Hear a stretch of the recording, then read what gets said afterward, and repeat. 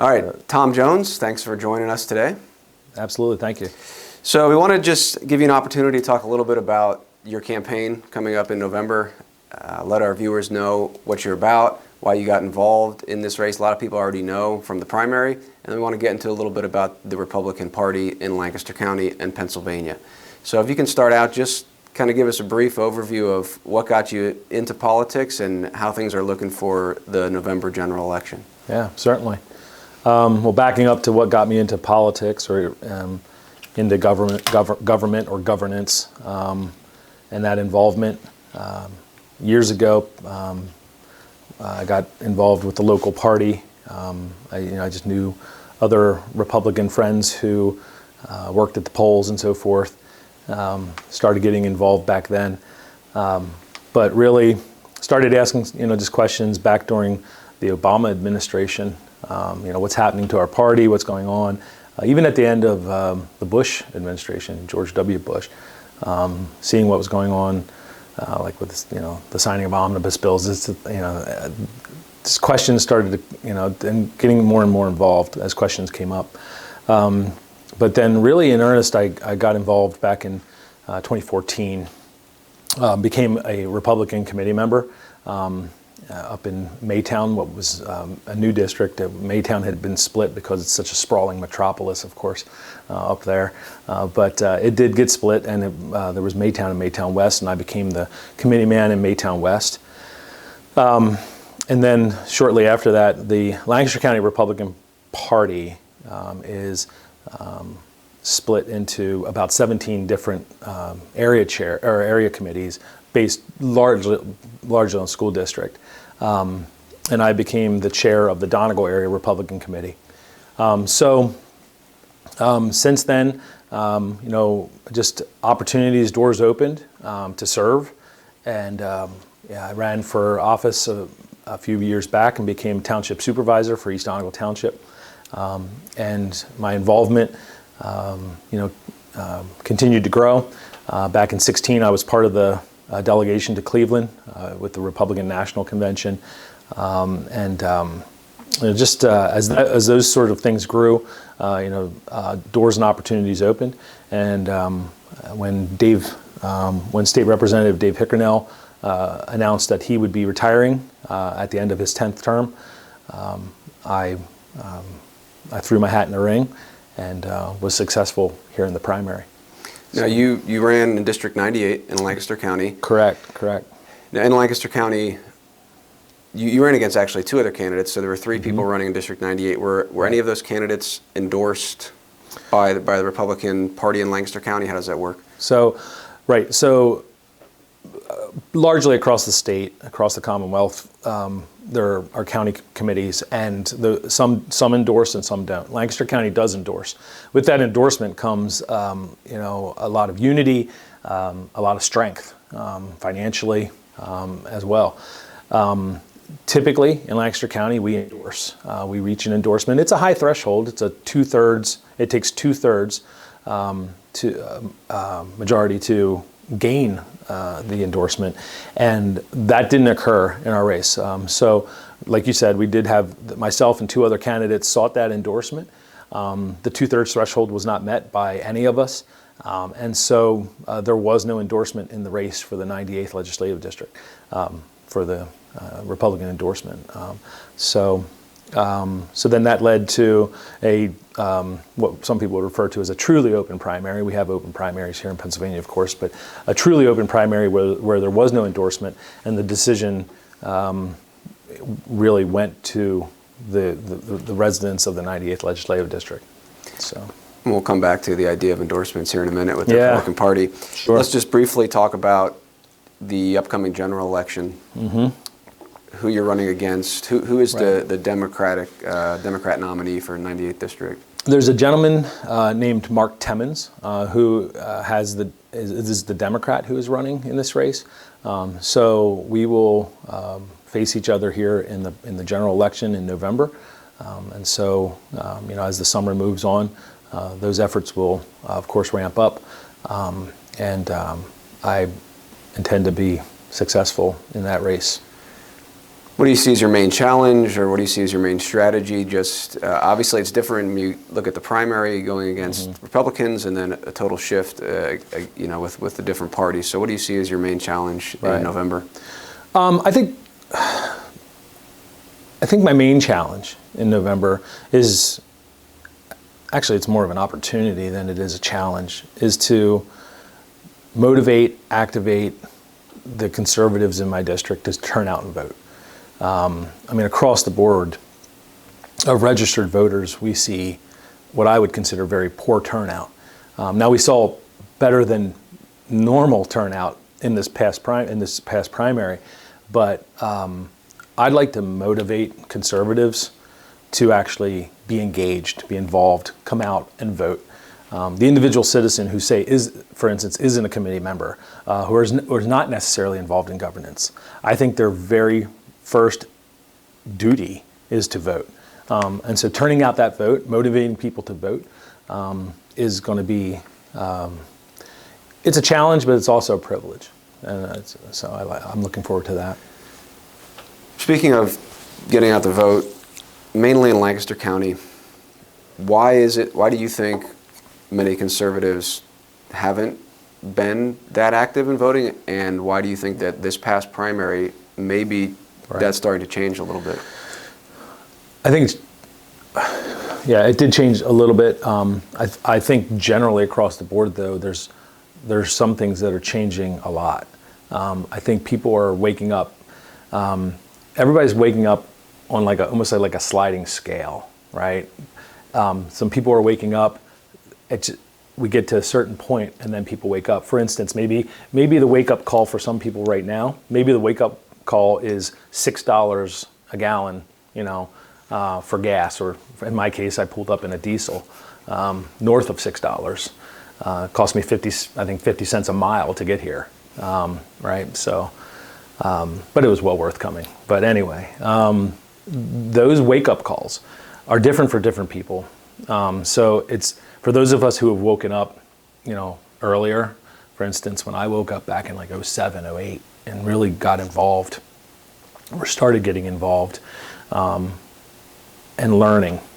It's also a pathway of learning as well. So, but for people now, I think people are realizing, again, some earlier than others, just how critical things are right now for our republic, and they're becoming involved. At the very least, they're turning out and voting. And in better ways, they're becoming involved in different ways, whether it be with the committee, becoming an elected committee member in their precinct where they vote, and becoming that first line of representation for their community, or the school boards, the parents showing up at school boards, being labeled terrorists. Wonderful involvement. And look what it does. It riles up the left, so much so that they're scared. And that's what we need. We need conservatives to stand, and that's what they're doing. So I'm very hopeful. I'm an optimist. So that's good. And before we get into the specifics in Lancaster County and the Republican Party in the county and in Pennsylvania, just want to ask you, as you talk about how people have been waking up, their concerns for the state and the nation, just can you share briefly, where you're coming from as far as your underlying worldview, how you make sense of the nation and the world and politics, and what is it that motivates you, what drives you, what grounds you, as you form your worldview and assess what's happening in the nation and the state? Right. So I would say the first time I really stood before people and answered this question was when I became chairman of the Donegal Area Republican Committee. Not a large group of people. Right now it's 18, and we have a full complement.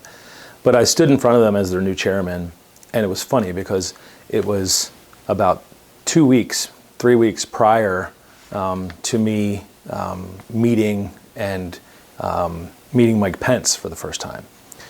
I stood in front of my committee and I told my committee, I said, just so you all know who I am, I'm a Christian. I'm a born-again believer in Jesus Christ. I'm not ashamed of it. Secondly, I'm a constitutional conservative. And then thirdly, I'm a Republican. And as long as the Republican Party continues to do things that align with my Christianity and my constitutional conservatism, I will remain a Republican. that hasn't changed. But what was interesting was I go out to Cleveland, I meet Mike Pence. Mike Pence gets up in front of the audience at one point later on, and he introduces himself, and he says it a little bit more succinctly. He says, "Hi everybody, I'm Mike Pence. For those of you who've never met me, I'm a Christian, I'm a conservative, and I'm a Republican in that order." And he said that multiple times throughout the campaign when he would introduce himself. But that's exactly who I am, and that's what informs my worldview. I don't compartmentalize my Christianity. I don't put God in a box over here for Sunday morning and then pull him out when it's convenient or when I need him. I live my life for him, and so I look at governance as a ministry. It's a calling for some. Okay, I think all are called to participate, at least here in America as well, like with their vote or pay your taxes, those sorts of things. But for those of us who are literally called to governance, I believe it's a ministry. I believe politics is a filthy fight. Okay, politics is a filthy fight. We've seen that here lately. But as I see it as a ministry. And so if good men and women don't get into that filthy fight, then all we'll be left with is filthy politicians. And so that's why we need good men and women of good Judeo-Christian foundation, because that's what upholds the republic. So that's hopefully the answer to where I'm coming from. So would it be correct to say that your ultimate allegiance is not to the Republican Party? It's first to the Lord Jesus Christ, then to the constitutional principles, and if the Republican Party abandons those things, you're willing to call them out on it, you're willing to say this is wrong, and you're willing to even lose your Republican card. Correct. Okay. Absolutely. Yeah, absolutely. That's one of those things where we're talking about Harrisburg. My goal is to be state representative for the 98th Legislative District in Harrisburg. But in Harrisburg, 203 state representatives, unfortunately, I think a lot of those, again on a sliding scale, of course, too many folks in Harrisburg, I believe it's the best job they've ever had. And so they'll fight tooth and nail for the position, and they're not really there for the people. They forget that they're there elected by the people. And that should be their primary responsibility, is to be a representative for the people. I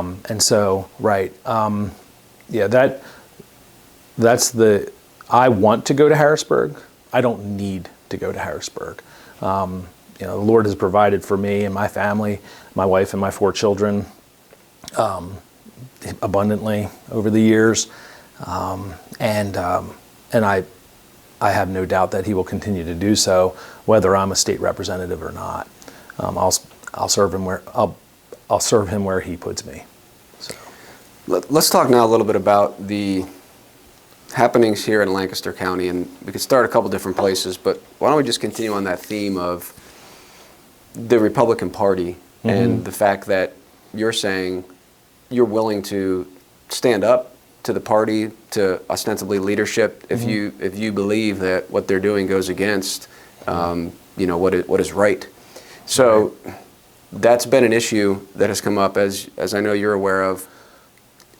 Representative Dave Zimmerman was removed from some committees because he did not formally support the incumbent, and the perception may have been that he gave support for someone else. He says he didn't, but there was perception in there that he didn't go along with what leadership wanted. Representative Mike Jones in York County was also removed from committees. He came out clearly and supported the challengers, and they ended up winning. And the reason he did that, we interviewed him, he said he believed they were better candidates, they were better going to serve the people.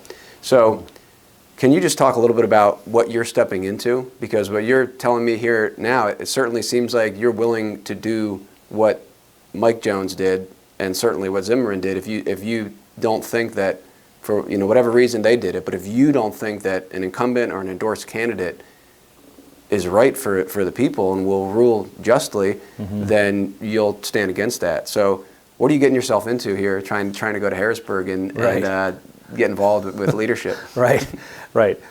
Some people have congratulated me on my primary victory. Other people have offered condolences. But right, what have I gotten myself into? What am I heading toward? Carrying my values, my personal values, and what my values are shared by a lot of Lancastrians. People from the 98th Legislative District and Lancaster County. We share. There's a lot of folks in this area, obviously a larger percentage, that share the same values, right?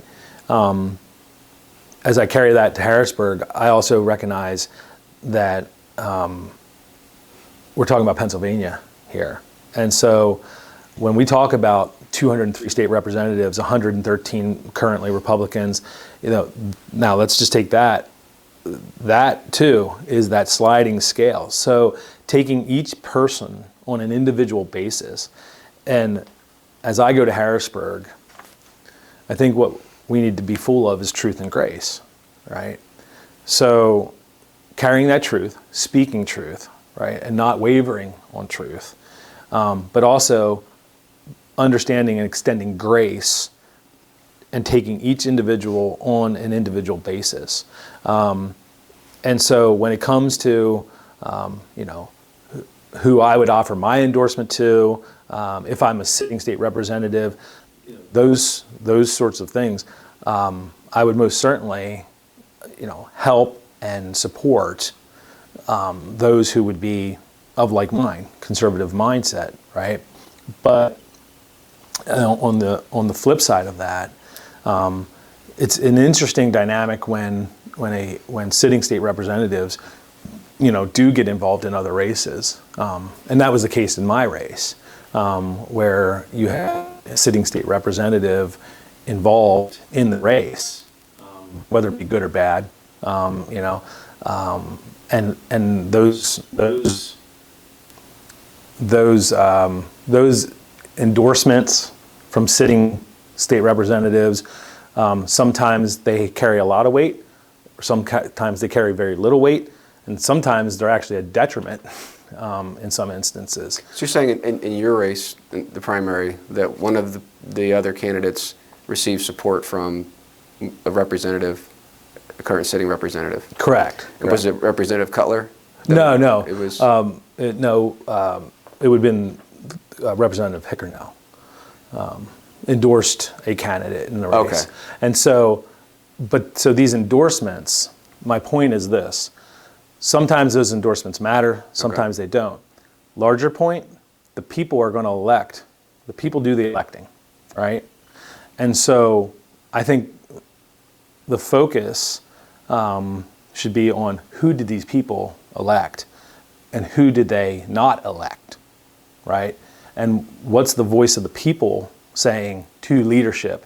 What's the voice of the people of Lancaster County, York County, Central Pennsylvania, the conservative area of Pennsylvania? What is the conservative voice of the people saying to leadership? While I understand that leadership, to get anything done, you need 102, right? And that 102 is not all Lancastrians. It's Pennsylvania. I understand that. But leadership, depending on where they're from, also has to remember who they represent back home and who elects them to office. Probably a much more conservative bunch. So that's the larger dynamic. It's not quite as black and white as we can sometimes easily paint it. It's much more nuanced in that way. But individually, I think each state representative, and if I become state representative for the 98th, we have to hold true to representing our people and the people who elected us. We have to remember that it's not our chair, it's not our seat to decide who gets it or who doesn't once we're gone. It goes right back to every 2 years, the people of the 98th Legislative District will get to decide who sits in that chair as their representative. That is not my chair. And I don't want my mind to ever go to thinking that that is my chair. I always want to remember who put me there. And it's the people in the 98th Legislative District who put me there. So, just want to ask you kind of specifically here within the party in Pennsylvania, in the House, kind of the unwritten rules with what happened with in endorsing and candidates and supporting them. Mm-hmm. And I've kind of answered, but I kind of want to ask it more directly. Do you think it was appropriate for Mike Jones to do what he did and endorse a challenger to the incumbent? Do you think it was appropriate, and would you do the same if you had a similar situation where you believe that the challenger would better serve the people? Right. Mike's decision was Mike's decision, and I think, I know Mike is an outspoken individual, and so I think he's spoken to the situation that he found himself in, and who he endorsed and who he didn't endorse. And that situation was unique to his area and to him. For me, if I found myself in a situation where I felt as though an incumbent was not representing their constituents well, or was somehow ignoring their constituents, and then perhaps I would find myself in a situation where I would offer my endorsement. But largely, I like to let that decision to the people in that district. But again, depending on the situation, I wouldn't rule out that I would ever do that. I wouldn't rule that out, but I think I would do that if I ever did it, it would be a very weighty and heavy decision for me to make, to get involved in a race that's not in the district that's represented me to represent them. And so, again, I wouldn't rule it out, but it's a very heavy decision for any incumbent to step out like that and be involved in endorsing outside of their district. So again, it's just a heavy decision. That's fair. And to Mike Jones' credit, he said that it was a very weighty decision. He didn't take it lightly. No, I know he didn't. But to that point, right, you're still willing to say your ultimate allegiance is not to the Republican Party, and if it came to that, mm-hmm, you would consider it. So I want to just get into that more. And right, there are citizens, Republicans in Lancaster County who are very much concerned with the leadership. Right. They have concerns about Senator Ament, concerns about Representative Cutler. Mm-hmm. Again, the concerns are they're not truly representing conservative values. They're not truly leading us to a place where we have less government, where we have more liberty. And those are concerns that a lot of people have, and it led, I believe, to a big turnout in the primary in some cases. So can we talk a little bit about that? For example, one of the big issues was the vote to fund the University of Pittsburgh, mm-hmm, and what came with that, with the research that was being done with aborted babies. Right. And yeah, that's certainly been a story. And can you speak to that and where you come down on that, right, and how you see that in this big picture of what's going on? Yes, it's in Pennsylvania, but also in the county and right, representatives involved with that. Right. Yeah, I think the Pitt vote is a strong indicator of whether somebody is pro-life at their core or whether they're pro-life only when somebody's watching. And that Pitt vote will be coming up again here shortly. They'll be voting again for that funding for Pitt University. For those who aren't aware of the situation, Pitt, one of the most, I guess you could say, wealthiest universities in the nation and in the world, has a $4 billion, that's billion with a B, a $4 billion endowment. And they, I believe it was $150 million. It was a straight line vote. It wasn't part of anything else. But it was exposed that I believe it was UPMC was providing Pitt with aborted babies, dead little children. And they were dissecting these babies, taking their scalps and sewing them to mice. And it is egregious, it's barbaric, and it's sinful, and it should be condemned openly and loudly. Now, some would argue, well, that funding was just for tuition. It wasn't for that. But if we're sending taxpayers' dollars to a university that's allowing older children to sow the scalps of younger children to mice, what message are we sending? The more disappointing thing is that initially, when the Pro-Life Federation was going to score this vote, an overwhelming majority of the Republicans were going to vote against it. However, there was, what I understand, there was a conversation had, and the Pro-Life Federation then decided, well, no, we're not going to score this vote. And then at that point, a large number of Republicans decided, okay, now we can vote for this because it won't show up later. Well, this is an instance of the people being awake, right? This is an instance of the people being awake and things not being swept under the rug. And a lot of Republicans have been called on the carpet for this, and I believe they should be. They should explain how they, in good conscience, could vote for that funding to go to Pitt University, $150 million, when they knew what they're doing in those laboratories here in Pennsylvania. That's, to me, is disgusting. And that's one of the parts where it's, there's times when we absolutely must stand on principle. Absolutely must stand on principle. And there are times when there's legislation that's 75, 80% good, and there's 20% in there that you don't like. But we have to move the conservative football down the field. This was not one of those instances. This was a black and white issue. This was black and white, in my personal opinion, and in the opinions of many others. And it was an issue in the campaign. And I think it will continue to be an issue.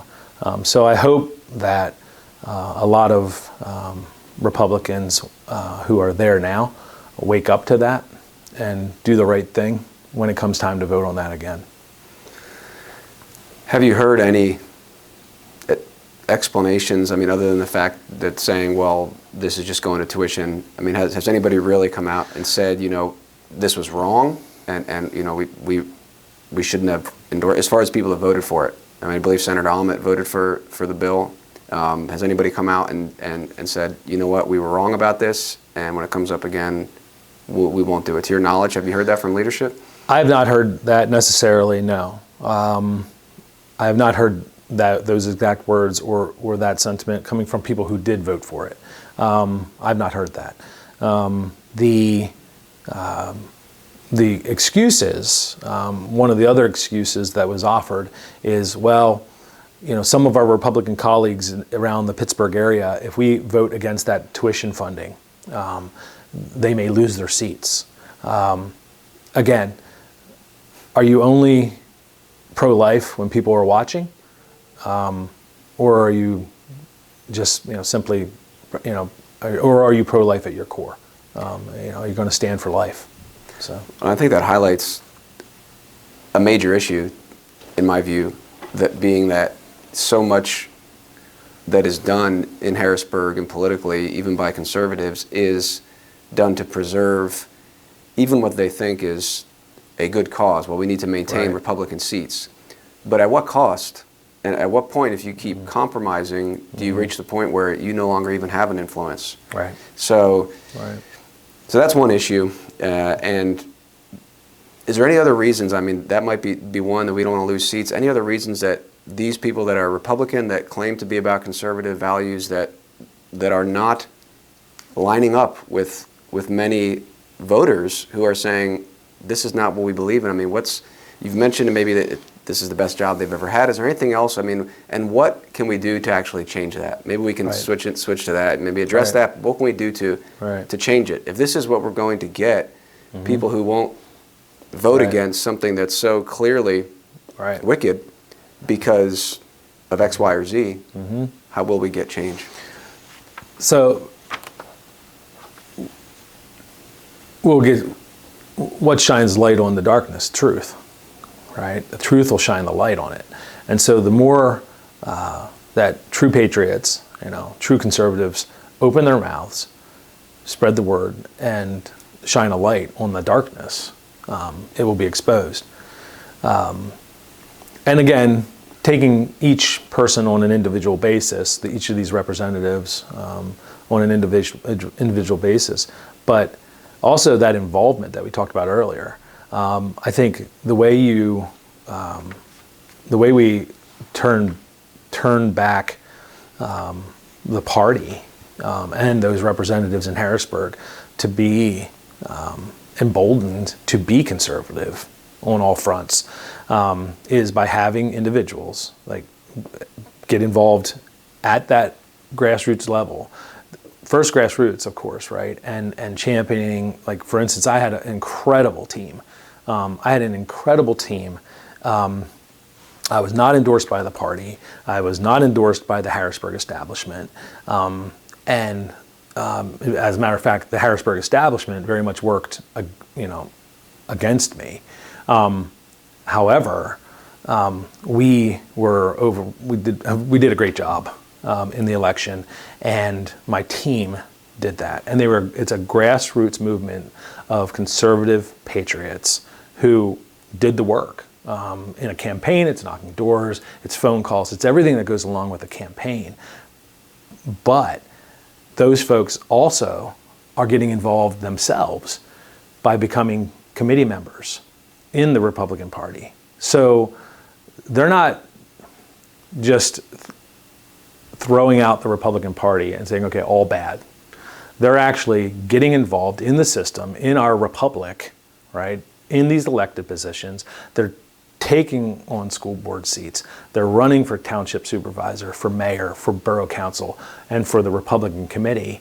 And so with that, the committee starts to shift, the endorsements start to shift, and the representatives at a higher level, for instance, at the state level, are being held to a higher account, right? Interestingly enough, I've had a couple conversations with several sitting state representatives, and without naming any of them, keeping confidentiality here, but I will say this. I've heard this sentiment over and over, that if Doug Mastriano wins in November, which pray to God he does, if Doug Mastriano becomes governor, it's not the Democrats who are nervous. It's many of the Republicans who are nervous about that, because they will be held to account, because he'll move legislation. Legislation will be moved, and it won't be vetoed when it hits the governor's desk. And these votes will expose who's who. And so it's a lot of the Republicans who are actually nervous that they might have to vote for keeping men out of girls' sports, right? They might have to vote for pro-life measures, for a heartbeat bill or something better, right? There's so many things that'll come down the pike. Act 77, the repeal of Act 77, and restoring our election integrity, something that I ran on, absolutely. These things will have to be voted on. And then with a Republican governor, with Doug Mastriano as our governor, these things will move forward. So there's a movement. And I think that involvement is what really matters. That's what's going to turn it back. As we get near to wrapping up here, just maybe explain a little bit more about that involvement in Lancaster County, the committees, and how people can get involved, how you see they are involved. I mean, you've touched on it briefly, but just what's happening and what people can do and how they can get involved in those things.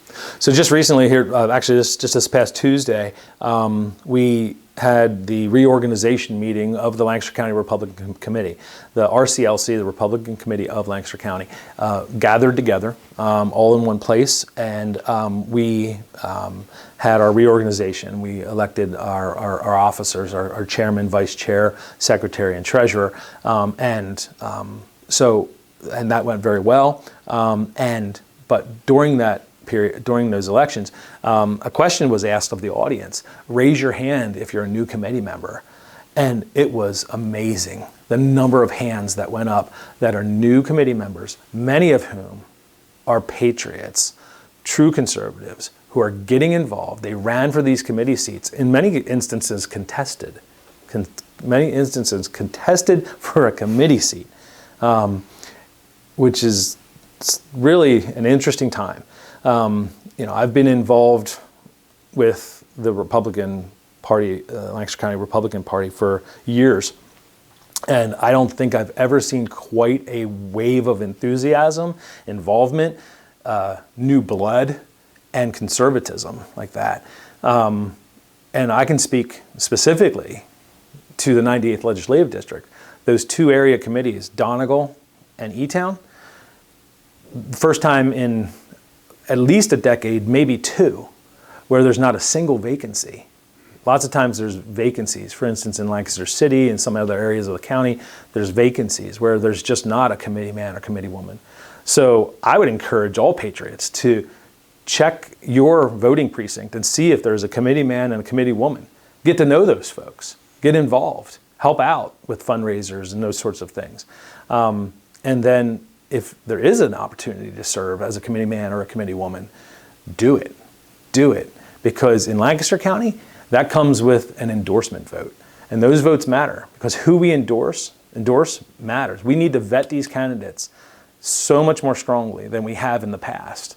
When you look at the Lancaster County Court of Common Pleas and some of the decisions that they've made, these were individuals who were endorsed by the Lancaster County Republican Party, and they've acted anything but Republican.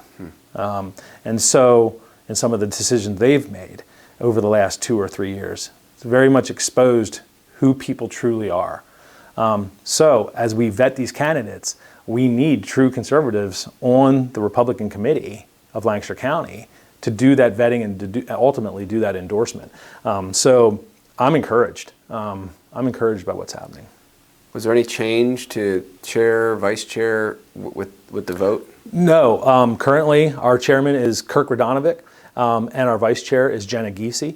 Jenna and Kirk have done a stellar job. They really have over the past several years here. And I know their goal has been to it's really great because they have reached out to the Patriot movement. There's multiple groups across Pennsylvania, across Lancaster County, multiple Patriot groups, groups that are interested in getting people involved in these races, people who are involved in turning out the vote. And so multiple conservative groups, our leadership at the county has not turned a cold shoulder and said, well, you're not part of our team. Instead, they've opened the door. They've opened the door and actually reached out and said, this is fantastic. This is conservative. This is energy that we've needed. And because we're not too far away from turning into, as that movement comes from Philadelphia, Lancaster County and preserving Lancaster County conservative values is incredibly important. And the people who are interested in doing that, these Patriot movements, need to, and they have, they've understood the system of governance, of the republic that we have, and they've gotten involved. And our leadership has actually had an open door to that. So it's been a good thing within the Lancaster County Republican Committee. And I think Kirk Radonovic and Jenna Giese and our executive director, Michael Fitzpatrick, have done a fine job of bringing that balance. So it's been good. As we wrap up here, I'm sure there'll be much more to follow. Hopefully we can have you come sit down with us again in the future. But anything finally you want to say just for our viewers, as you obviously got the summer before you, and then November is going to be here pretty quick. Yep. And any final words? I think over the last 3 years, a lot of us have been faced with the loss of our freedoms. We've seen our republic attacked, our personal freedoms attacked, our children, our families, our jobs, our businesses attacked by socialists. That's who's done this. Socialists have been given an inch and they've stolen a mile in our elections. That needs to be turned around. But with all that happening, I think at the core of it, really at the core for each individual, we've been faced with the loss of our freedoms. And all of a sudden, many people are scrambling now to understand, where do their freedoms come from? And while I said I'm a constitutional conservative, I most certainly am. And I think the Constitution, our Bill of Rights, our Declaration of Independence even, does a fine job of enumerating those freedoms. But it too says where those freedoms come from. We have to recognize that our freedoms come from God Almighty and from the work of Jesus Christ on the cross, his death and resurrection. And those freedoms cannot be taken away. They can shut down our businesses, but no, they can't. There wasn't a single business shut down by Governor Wolf. There were just people who shut down their own businesses at the threat of a tyrant. So we need to get back to understanding, where do our freedoms come from? Where do they originate from? And are they truly inalienable?